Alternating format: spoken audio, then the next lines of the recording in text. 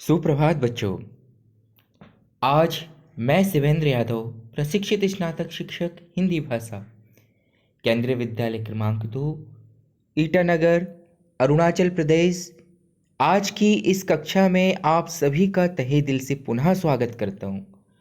बच्चों, जैसा आपको चित्र में दिख रहा है कि प्रस्तुति शिवेंद्र यादव, प्रशिक्षित स्नातक शिक्षक हिंदी, केंद्रीय विद्यालय क्रमांक 2, ईटानगर के पीछे कुछ भक्तों का चित्र है जो भजन गा रहे हैं।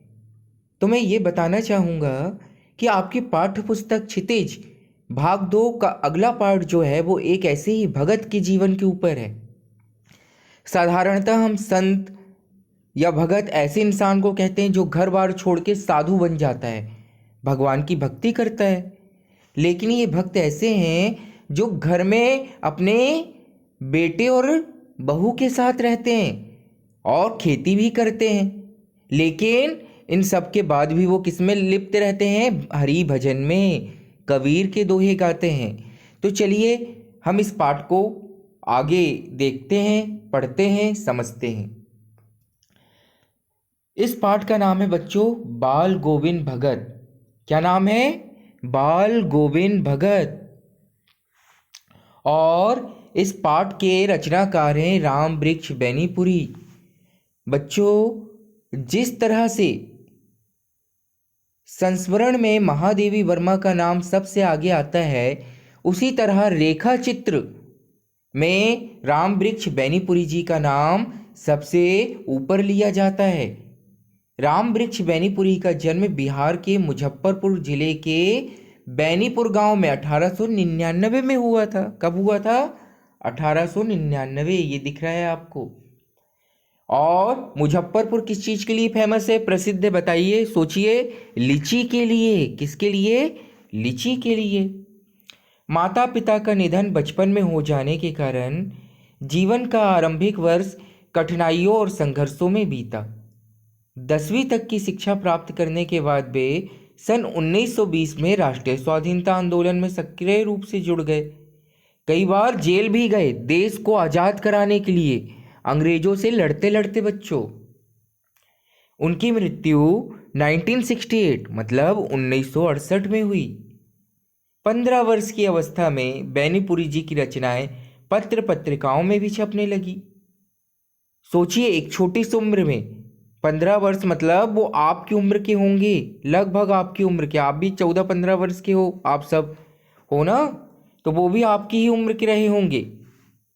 और इस उम्र में उन्होंने लिखना शुरू कर दिया था और उनकी रचनाएं पत्रिकाएं में प्रकाशित होती थी। यदि आप भी कोशिश करो तो आप भी अच्छे लेख लिख सकते हो। वे बेहद प्रतिभाशाली पत्रकार भी थे। उन्होंने अनेक दैनिक, साप्ताहिक एवं मासिक पत्र पत्रिकाओं का संपादन भी किया, जिनमें कौन कौन से समाचार पत्र पत्रिकाओं का प्रकाशन किया? तरुण भारत, किसान मित्र, बालक, युवक, योगी, जनता, जनवाणी और नई धारा। तो बच्चों, ये परिचय किसका था? राम वृक्ष बेनीपुरी का। और ये नाम आपको ध्यान रखना होगा, क्योंकि कक्षा 10वीं में बोर्ड की परीक्षाओं में एक प्रश्न ऐसा भी आता है कि आपसे पूछ लिया जाता है इस पाठ के रचनाकार कौन है और यह पाठ किस विधा के अंतर्गत आता है। विधा मतलब साहित्य की विधा, की कहानी है, निबंध है, रेखा चित्र है। ठीक, इस पर भी हम आगे विस्तृत चर्चा करेंगे। तो यह राम वृक्ष बेनीपुरी द्वारा लिखित रेखा चित्र है, बाल गोविंद भगत। चलिए आगे देखते हैं।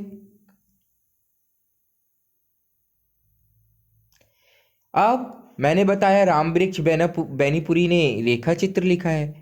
आप सबको ये तो मालूम है निबंध क्या होता है, कहानी क्या होता है, कविता क्या होता है, लेकिन आप सोच रहे होंगे रेखा चित्र क्या होता है। रेखा चित्र के बारे में आप विचार भी कर रहे होंगे कि आखिर है क्या चीज़। तो बच्चों, रेखा चित्र को मैं यहाँ समझा रहा हूँ। रेखा चित्र जो शब्द है अंग्रेजी के स्केच शब्द का हिंदी रूपांतरण है। और स्केच में क्या करते हैं, ये दिख रहा है आपको चित्र में, किसी लड़के का स्केच बनाया गया है। और इस चित्र में दिख रहा है यहाँ भी एक स्केच तैयार किया गया है, दिख रहा है? जी हाँ। तो जब हम किसी चीज का स्केच चित्र तैयार करते हैं तो उसकी आंख, नाक, कान, जीभ, मूंछ, बाल सबका ध्यान रखते हैं। लेकिन जब किसी का रेखा चित्र हम शब्दों में तैयार करते हैं, जैसे इससे पहले की कक्षाओं में आपने किसका रेखा चित्र तैयार किया था, ध्यान कीजिए। शब्द चित्र पान वाले का। बड़ी बड़ी मूछें थीं, तोंद निकली हुई थी, उसके दांत लाल पीले थे, याद है? तो हाँ, जब हम किसी व्यक्ति का या किसी व्यक्तित्व का चित्र शब्दों के माध्यम से व्यक्त करते हैं तो उसे क्या कहते हैं? रेखा चित्र। तो ये पाठ एक रेखा चित्र है और इसमें किसके जीवन का, किसके व्यक्तित्व का चित्रण किया गया है? किसके, बताइए? बाल गोविंद भगत। इसलिए इस पाठ का नाम है बाल गोविंद भगत। अब बाल गोविंद भगत जब हम रेखा चित्र पढ़ने जा रहे हैं तो उसके बारे में हमें थोड़ा जानना भी जरूरी है कि आखिर ये है क्या चीज। तो बाल गोविंद भगत रेखा चित्र के माध्यम से लेखक ने एक ऐसे विलक्षण चरित्र का उद्घाटन किया है जो मनुष्यता, लोक संस्कृति, सामूहिक चेतना का प्रतीक है ना? एक ऐसे भक्त का जो गृहस्थ जीवन, मतलब उनकी बीवी तो मर चुकी है, पत्नी, उनका बेटा है जो मंद बुद्धि है, उनकी बहू है,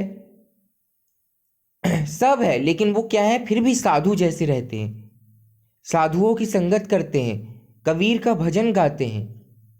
ऐसे साधु नहीं है जो घर बार छोड़ के बाहर हिमालय में तपस्या करने चले जाए। उनका जो व्यवहार है, जो उनका नेचर है, जो उनका बिहेवियर है, वो साधुओं की जैसा है। इसलिए लोग उन्हें क्या कहते हैं? भगत। उनका नाम है बाल गोविंद। चलिए इस पाठ को आगे देखते हैं। बाल गोविंद भगत, पहले यहां बताया गया है कि वो किस तरह के दिखते हैं। देखिए, बाल गोविंद भगत मंझोले कद के, यानी मीडियम, ना ज्यादा ऊंचे ना ज्यादा नाटे, गोरे चिट्टे आदमी थे। उनकी उम्र कितनी होगी? 60 के ऊपर। 60 मतलब 60 के ऊपर के होंगे, मतलब 61-62 के होंगे, 65 के भी हो सकते हैं। बाल पक गए थे, लंबी दाढ़ी जटा जूट तो नहीं रखते थे, लेकिन हमेशा चेहरा सफ़ेद बालों से ही जगमग किए रहता था।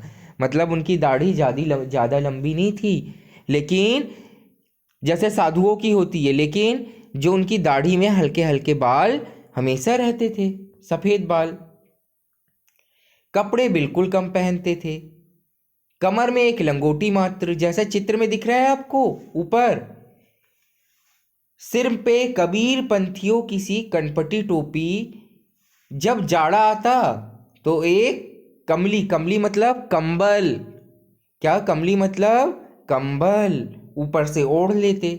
मस्तक पर हमेशा चमकता हुआ रामनंदी चंदन, जो नाक के एक छोर से ही औरतों के टीके की तरह शुरू होता और गले में तुलसी की जड़ों की एक बेडोल माला पहने रहते। अब तो आपको समझ आ गया होगा कि आखिर बाल गोविंद भगत कैसे दिखते थे। मंझले कद के, 60 से ऊपर की उम्र के, लंबी दाढ़ी तो नहीं थी लेकिन हल्की दाढ़ी थी, सफ़ेद रंग की, कपड़े कम पहनते थे, लंगोटी, ये दिख रही है आपको चित्र में, दिख रही है लंगोटी पहने हैं ये, है ना? सिर पर टोपी। चलिए आगे देखते हैं। यहां आपको इनका पूरा चित्र दिख रहा होगा, ये दिख रहा है आपको? जी हाँ, यही है बाल गोविंद भगत। किस तरह की टोपी पहने हैं, गले में माला पहने हैं, लंगोटी पहने हैं, कपड़े उनके शरीर पर ज्यादा नहीं है, दाढ़ी भी लंबी नहीं है, कम दाढ़ी है।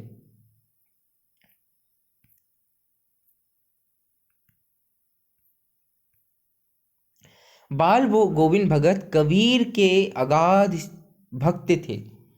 वो कबीर दास जी को बहुत मानते थे। कक्षा 9वीं में आपने पढ़ा था ना कबीर के दोहे, कबीर जी के बारे में।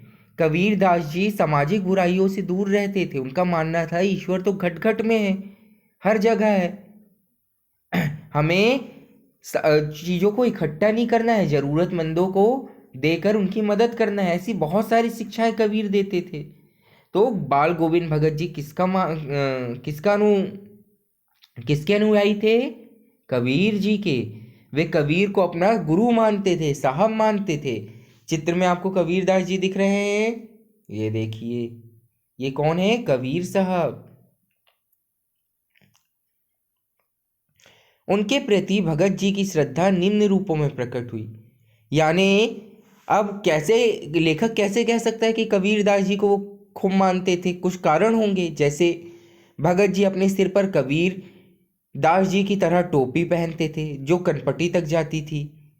एक काई कमली रामनामी चंदन और गले में तुलसी की माला पहनते थे। माथे पे चंदन का लंबा सा टीका लगाते थे। उनकी दी हुई शिक्षाओं का पालन करते थे। मतलब कबीरदास जी ने जो करने को बोला है, जो अच्छी अच्छी बातें बताई हैं, वो उन सब का पालन अपने जीवन में करते थे। कौन करते थे? बाल गोविंद भगत। किसकी शिक्षाओं का? कबीर जी की। वे उन्हीं की बताए आदर्शों पर चलते थे, इसलिए सब उन्हें क्या कहते थे? भगत। क्योंकि उनका जीवन साधु या भक्त की तरह था। संन्यास का आधार जीवन के मानवीय सरोकार होते हैं। बाल गोविंद भगत इसी आधार पर लेखक को सन्यासी लगते हैं। सन्यासी का अर्थ क्या होता है? जो अपना घर बार छोड़ देता है, हिमालय में तपस्या करता है, दर दर भटकता है, हरि भजन करता है। लेकिन ऐसा नहीं था। बाल गोविंद भगत सन्यासियों की तरह रहते थे, लेकिन वो सन्यासी पूरे तरह नहीं थे। अब लेखक उनको सन्यासी क्यों कह रहा है फिर? क्योंकि वो सन्यासियों की तरह रहते थे। चलो हम आगे पढ़ते हैं इसके बारे में। इस पाठ के माध्यम से सामाजिक रूढ़ियों पर भी प्रहार किया गया है, साथ ही हमें ग्रामीण जीवन की झांकी भी दिखाई गई है। अब सामाजिक कुरीतियों, आपने सामाजिक विज्ञान में बहुत सी ऐसी चर्चा पढ़ी है, सती प्रथा, विधवा विवाह, बाल विवाह, ये सब क्या चीजें हैं? सामाजिक कुरीतियां। तो इसमें किस सामाजिक कुरीति की बात बताई गई है? ये पाठ में हमें आगे पढ़ना है, लेकिन मैं आपको समझा दे रहा हूँ। एक बार क्या होता है, बाल गोविंद भगत का जो बेटा रहता है वो कमज़ोर भी रहता है और कम दिमाग का भी रहता है, किसी बीमारी से मर जाता है। तो बाल गोविंद भगत रोते नहीं हैं, वो उसका क्रियाक्रम करते हैं, दाह संस्कार करते हैं। और जब उनकी बहू का भाई आता है तो उससे बोलते हैं भाई से कि तुम अपनी बहन को ले जाओ और इसकी दूसरी शादी कराओ। उस समय, नहीं तो पहले के लोग क्या करते थे, अगर पति मर गया है तो बहू विधवा बन के वहीं घर पे रहती थी, पूरी जिंदगी उसकी खराब चली जाती थी। लेकिन बाल गोविंद भगत बोलते थे कि इसकी तो अभी बहुत लंबी जिंदगी है, इसके लिए कोई इसका साथी ढूंढ दो, पार्टनर ढूंढ दो, इसकी शादी करा दो। ऐसे विचार थे बाल गोविंद भगत के। इसलिए इस पाठ में सामाजिक रूढ़ियों पर भी क्या किया गया है? प्रहार किया गया है और गांव के जीवन को भी दिखाया गया है। उनके घर में एक बेटा और बहू थे। बाल गोविंद भगत खेती भी करते थे, ये दिख रहा है खेती करते हुए चित्र।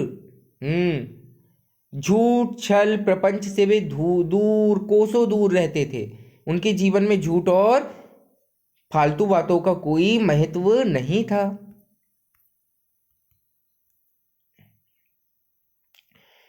कम बातें करते और कबीर को ही अपना सब कुछ मानते थे। उन्हीं के गीतों को गाते, अनाज पैदा कर कबीर पद मठ में ले जाकर दे देते। कहते जितना अनाज होता था उनके खेत में, उसका थोड़ा सा हिस्सा अपने घर में रखते थे अपने खाने पीने के लिए और बच्चों के लिए। बाकी सारा अनाज वो कबीर मठ, जो कबीरदास जी का आश्रम था, जहाँ कबीरदास जी को मानने वाले लोग रहते थे, वहाँ देकर आ जाते थे। ऐसे थे बाल गोविंद भगत। उनका कहना था कि जरूरत से ज़्यादा चीज़ों का संग्रह हमें नहीं करना चाहिए, क्योंकि ऐसे में वो चीज़ें ज़रूरतमंद लोगों के पास नहीं पहुंच पाती हैं।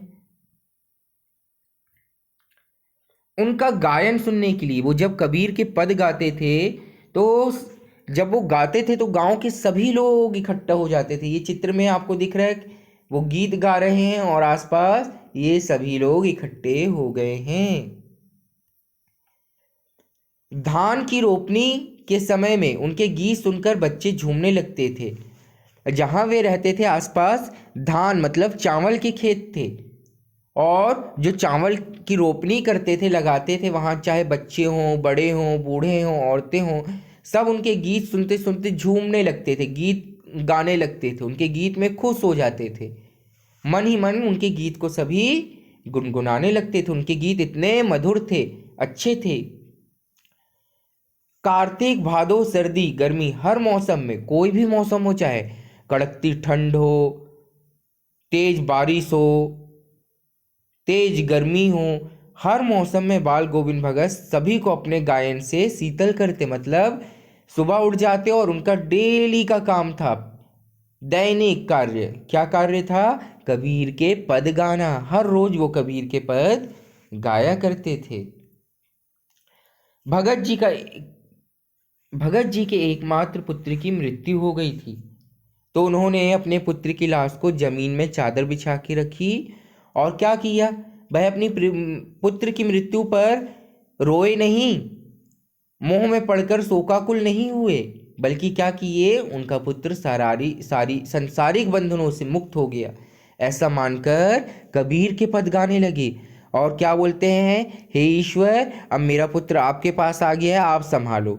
ये तो अच्छी खुशी की बात है कि इस दुनिया से मुक्त हो गया, ऐसा उनका मानना था। क्योंकि वो मानते थे मौत तो एक दिन सबको आनी है, चाहे आज आए चाहे कल आए। अगर कुछ जीवन जीना है तो अच्छे काम करके जियो, हमें जीवन में अच्छे काम करना चाहिए ना। इसी तरह वो भी मानते थे। वो मृत्यु क्या मानते थे? कि आत्मा और परमात्मा का मिलन हो गया। शरीर से आत्मा निकल के किससे मिल गई? जहां से वो आई थी, परमात्मा से। उनकी जो बहू थी अपने पति के मर जाने पर रो रही थी, तो उन्होंने उसे समझाया, अरे पगली क्यों रोती है? वो तो भगवान के घर गया है, खुशियां मना, रो मत। जिसको जिंदगी मिली है उसको एक दिन जाना है, मरना ही है। मोह और प्रेम में अंतर होता है, उनका कहना था। अगर मैं अपने बच्चे से मोह करता तो उसके मरने पर खूब दुख करता और भगवान को भूल जाता। जिस तरह से मैं प्रेम करता हूं तो मुझे मालूम है वो भगवान के पास चले गया। वो अपने बहू से भी प्रेम करते थे। कैसे प्रेम? अगर बहू से वो मोह करते तो उनको मोह हो जाता, लगाव हो जाता ज़्यादा। वो सोचते अब मेरी देख रेख कौन करेगा, मेरी बहू की अगर दूसरी शादी हो जाएगी, है ना। लेकिन वो प्रेम करते हैं तो वो क्या सोचते हैं कि मेरी बहू का पति तो मर गया है, मेरा बेटा मर गया है, अब मेरी बहू की देख रेख कौन करेगा। तो वो बहू के बारे में सोचते हैं। बच्चों, यहाँ ध्यान देने वाली बात है कि मोह और प्रेम में क्या अंतर है। जब हम किसी से मोह करते हैं तो उसे पाने की सोचते हैं कि वो हमारे पास हरदम रहे। लेकिन जब हम किसी से प्रेम करते हैं, किसी भी चीज़ से, तो हम उसका ध्यान रखते हैं, उसकी अच्छी बुरी चीज़ों का ख्याल रखते हैं। जैसे बाल गोविंद भगत अपनी बहू के बारे में सोचते हैं, वो बहू से प्रेम करते हैं कि उसका जीवन अच्छा रहे, इसलिए वो उसकी दूसरी शादी की बात करते हैं। लेकिन अगर वो उनसे मोह करते तो बहू को हमेशा अपने पास रखते, है ना। प्रेम में स्वार्थ नहीं, हित चिंतन का तत्व मुख्य रहता है।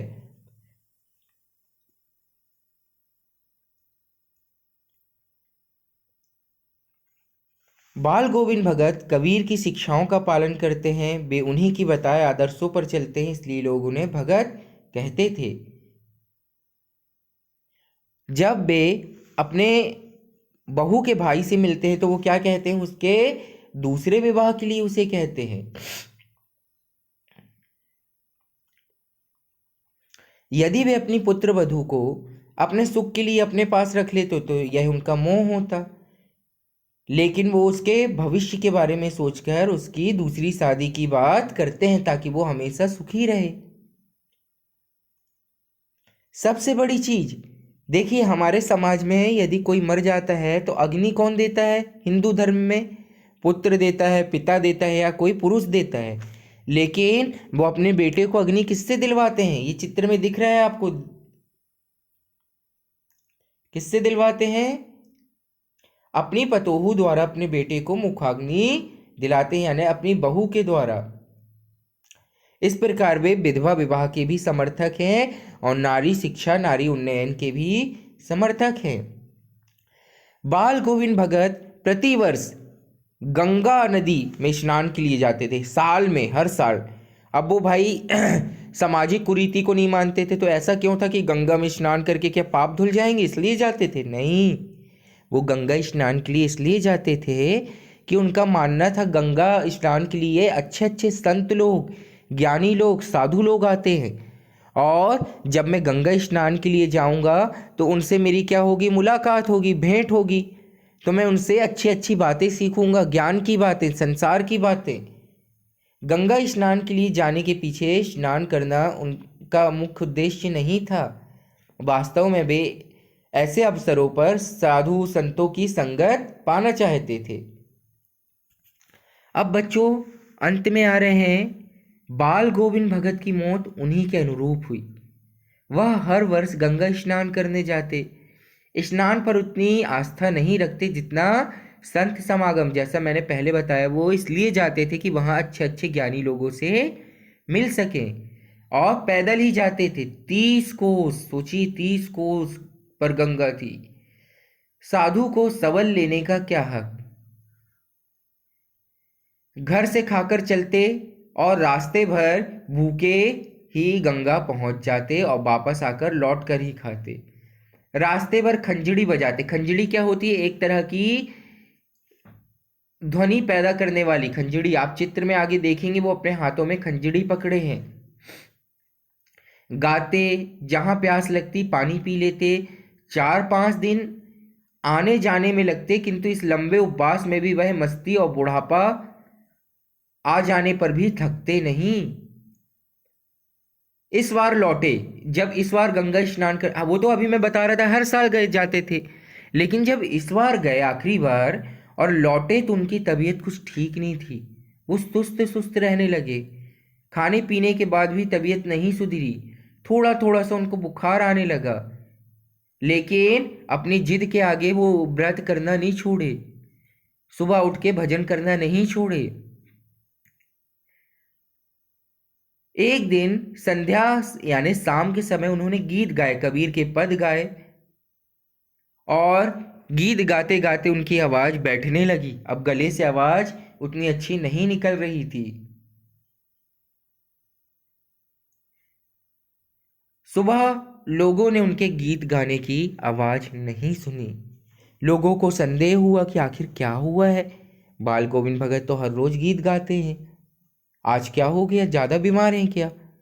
लोगों ने जब उनके घर जाकर देखा बच्चों, तो उनके घर पर वो मृत पड़े थे। बाल गोविंद भगत अब नहीं रहे, उनका मृत शरीर पड़ा था। अंत समय बीमार पड़कर वे परंपरा को प्राप्त हुए। भोर में उनका गीत सुनाई नहीं पड़ा। लोगों ने जाकर देखा बाल गोविंद भगत स्वर्ग सिधार गए थे। इस पाठ में बेटा बहुत सारी चीजें बताई गई। समाज में आ रही सड़ी गली परंपराओं के बारे में, है ना। इसका प्रत्यक्ष उदाहरण है उनके बेटे की मृत्यु के पश्चात अपने बेटे की मृत्यु के पश्चात अपने बेटे की बहू का भाई जो आया था उसको क्या कहते हैं कि तुम अपनी बहन की दूसरी शादी करा दो। बाल गोविंद जैसे सच्चे साधु समाज में अब लुप्त हो गए हैं। तो बच्चों ये पाठ आपको समझ आया होगा। फिर से मैं ये बता रहा हूं कि ये एक तरह का रेखा चित्र है। बच्चों चलिए अब हम इसके प्रश्नोत्तर देख लेते हैं। पहला प्रश्न है, खेतीबाड़ी से जुड़े गृहस्थ बाल गोविंद भगत अपनी किन चारित्रिक विशेषताओं के कारण साधु कहलाते थे? उत्तर, वे साधु सन्यासियों की तरह रहते थे। हर सुबह उठकर कबीर के पद गाते थे, शाम को कबीर के पद गाते थे, साधु संतों की संगत करते थे, गंगा स्नान करने जाते थे, खेतीबाड़ी में जो भी फसल होती उसका अधिकांश हिस्सा कबीर जी के आश्रम में जाकर दे देते थे। इन्हीं सब विशेषताओं के कारण उन्हें साधु कहा जाता था। समझ आया जी? अब दूसरा प्रश्न देखते हैं। भगत की पुत्र वधू उन्हें अकेले क्यों नहीं छोड़ना चाहती थी? ये कहाँ पे जिक्र आया बच्चों? जब बाल गोविंद भगत के पुत्र मर जाते हैं तो वो क्या अपनी बहू के भाई से कहते हैं कि इनकी शादी कर दो। तो उनकी बहू कहती है मैं शादी नहीं करूंगी। अगर मैं शादी करके घर छोड़ के चली जाऊंगी तो आपका ख्याल कौन रखेगा? लेकिन भगत जी उसकी एक नहीं सुनते। यही सोचकर उनकी बहू उन्हें अकेला नहीं छोड़ना चाहती थी, लेकिन भगत जी उनकी एक नहीं सुनते और अपनी बहू की दूसरी शादी करवा ही देते हैं। प्रश्न 3, भगत ने अपने बेटे की मृत्यु पर अपनी भावनाएं किस तरह से व्यक्त की? जब उनका बेटा मर गया बच्चों, तो उन्होंने क्या किया? उन्होंने उसके पास बैठकर आनंद बनाया, अच्छे अच्छे भजन गाए, और बहू जब रो रही थी तो उससे बोला दुख मत करो, खुशी मनाओ, क्योंकि अब तो ये मुक्त हो गया इस संसार से, भगवान के घर चले गया है, तो ये खुशी की बात है। ऐसा बाल गोविंद भगत मानते थे। भगत के व्यक्तित्व और उनकी वेशभूषा को अपने शब्दों में प्रस्तुत कीजिए। बच्चों, ये चौथा प्रश्न आपके लिए होमवर्क है, ये आपको करना है। बाल गोविंद भगत की दिनचर्या लोगों के अचरज का कारण क्यों थी? इसलिए थी, चाहे ठंड हो, बरसात हो, गर्मी हो, वो हर रोज सुबह उठकर स्नान करके कबीर के पद गाते थे और शाम को भी गाते थे। दिन को खेती करते थे और बहुत कम अनाज अपने पास रखते थे, बाकी सब अनाज कबीर मठ में दे देते थे। वो अपना जीवन बिल्कुल साधु सन्यासी की तरह व्यताते थे, इसलिए लोग आश्चर्य करते थे उनकी जीवनचर्या पर, दिनचर्या पर।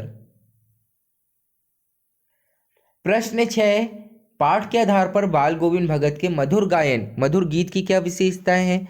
जब वे पद गाते थे तो वो झूम उठते थे, सब कुछ भूल जाते थे, और उनके पद, उनके गाने को सुनकर आसपास बच्चे भी उसे गुनगुनाने लगते थे, और जो धान की खेती करते रहती थी औरतें, वो भी झूमने लगती थी।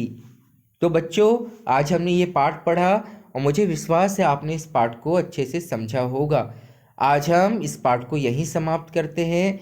जल्द ही नए शीर्षक, नए पाठ, नए विचारों के साथ मिलेंगे। तब तक के लिए धन्यवाद।